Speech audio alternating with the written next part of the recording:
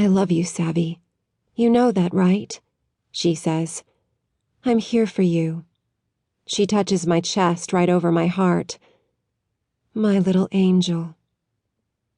I pull my knees up to my chest and sob as the memory fades.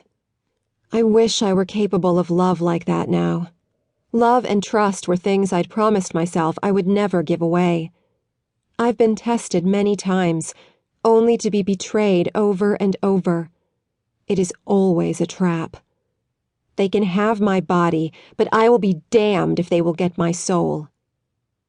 I'm lying in bed, staring at the ceiling, watching it fade in and out of my blurry vision, when I think I hear a popping noise followed by loud shouts. If I were in a clearer frame of mind, I may have understood what was going on, but in my present state I don't really care. A series of events seem to happen all at once. There is a loud bang, my door flies open, and a bright light moves all around the room. A man dressed completely in black with a helmet and goggles draws closer. It takes considerable effort, but I roll my head over to face him. The light flashes over my face, making me squint. He pauses for a moment, then shouts something into a radio on his neck.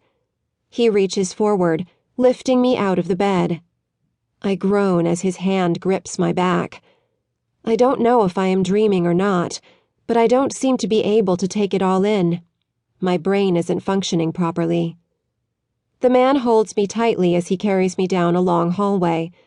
There are a few other men dressed in the same black outfit in front of us, guns raised and ready to fire.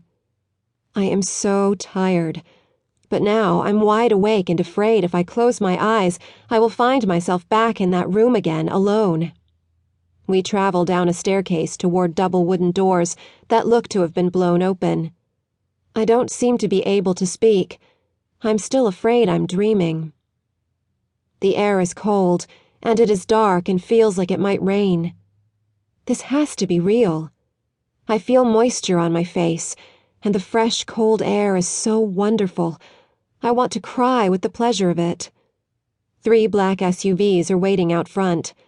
I am placed in the middle vehicle, followed by the man who carried me and 3 others, the driver, a man in the front passenger seat, and one in the back facing the opposite direction. I am quickly fastened in and have a blanket wrapped around me. The first thing that comes to mind is how clean the blanket smells. We travel away from the building. I have no strength, and my head seems to have a life of its own, bouncing around until it finds a comfortable bump on the blanket. I watch the driver's hand slide over the wheel, looking perfectly calm. After we are a good distance away from the house, the man who carried me tears off his goggles and helmet. He runs his hands through his black hair and looks over at me. I am surprised to see that he looks to be only a few years older than me, maybe early 30s. Savannah, you're okay now. You're safe, he says quietly in a steady voice. I just stare at him. I heard what he said, but it didn't seem to register in my brain. I am still afraid to believe I am really rescued from my prison. Perhaps this is just a nasty trick. He studies my face for a moment, then reaches over. I flinch, closing my eyes momentarily. He pulls his hand back but points at my forehead. Looks like that hurts. Are you all right? Do you hurt anywhere else? I want to tell him about my back, but I am still unable to speak. The jet is standing by, sir, the driver says into the rearview mirror. The man beside me nods. Good. Tell them we're 10 minutes out. Yes, sir. I start to feel dizzy. The lack of food has taken a toll on me. I flop my head against the window and watch as tiny raindrops make paths down the glass. I don't recognize anything. Houses and streets look different and nothing makes sense.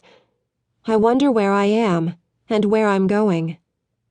Again, I feel the rush of cool air as I am lifted out of the car. The rain is cold but feels wonderful as my head bobs against my carrier's shoulder. I have no strength left. The raindrops bounce off my face, sweeping away some grime. If this is a dream, it is the best dream ever.